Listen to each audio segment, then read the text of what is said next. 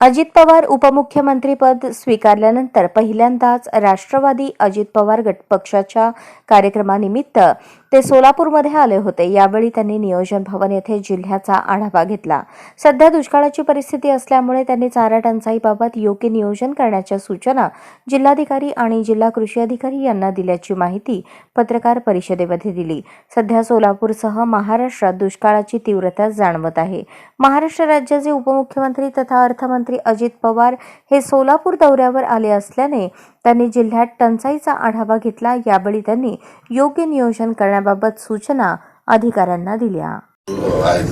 पण जशी मागणी येईल तशी आम्ही प्रांतालाच अधिकार दिलेले, कलेक्टरकडे अधिकार ठेवलेले नाहीये आणि नंतर तीव्रता वाढेल तर नंतर तो अधिकार प्रांताच्या ऐवजी आम्ही तहसीलदारला देऊ, म्हणजे त्या गावातल्या सरपंचांना, ग्रामस्थांना आणि सहकारी मित्रांना मागणी करायला सोपं जाईल। अशा प्रकारे त्या संदर्भातले आम्ही आजच्या बैठकीमध्ये पण चर्चा केलेली आहे। त्याच्या संदर्भामध्ये चारा टंचाई सध्या साधारण जो आढावा कलेक्टरांनी घेतलेला आहे त्यांनी सांगितलं की 115 दिवस चारा पुरेल असं ॲव्हरेज जिल्ह्याची स्थिती आहे। तथापि काही ठिकाणी मार्चमध्ये चारा टंचाई होण्याची शक्यता आहे। जिथं चारा टंचाई होईल तिथं आपण मदत पुनर्वसन विभागाकडून आपल्यातले काही, मला वाटतं 5 तालुके हे दुष्काळी जाहीर केलेले आहेत आणि काही महसूल मंडळ आहेत ती पण आपली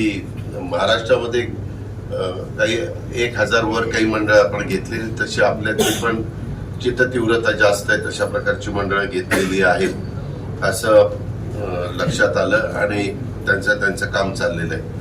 पाणी उपलब्ध असणाऱ्या शेतकऱ्यांच्या करता आतापर्यंत निवड केली आणि चारा निर्मितीच्या करता टीपीसी मधून देखील 7 कोटी रुपयाचं वाटप करण्यात आलेलं आहे आणि तशा प्रकारे त्यांनी हे पण केलं, पेरणी पण केली असं जिल्हा कृषी अधिकाऱ्यांनी सांगितलं। त्याच्यातनं पण काही चारा हा आपल्याला उपलब्ध होईल, पण बहुतेक ठिकाणी मकाच केलेला आहे, कारण आपल्याला सगळ्यांना माहिती आहे की थंडीची तीव्रता कमी झाल्यानंतरच कडवळ चांगलं येतं। त्याच्यामुळं साधारण होळीच्या नंतर किंवा त्या काळात थंडीची कमी तीव्रता झाल्यावर तिथं कडवळ लोक घेतील। आता माळशिरस तालुक्यात 2, माढा तालुक्यात 1 आणि करमाळा तालुक्यात 1 अशा प्रकारचे 4 टँकर सुरू आहेत। टंचाई निवारण तर बंद प्रादेशिक पाणी पुरवठा योजना चालू करण्याच्या करता मी विचारलं तर त्याच्यात बिलं भरली जात नाही, त्याच्यामुळे काही योजना बंद आहेत।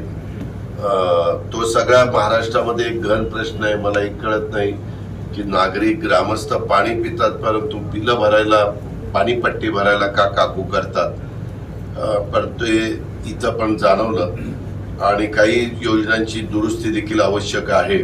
त्याचे प्लॅन इस्टिमेट पण करायला सांगितले आम्ही, ते टंचाईमधनं त्यांना पैसे देण्याचं कबूल केलेलं आहे।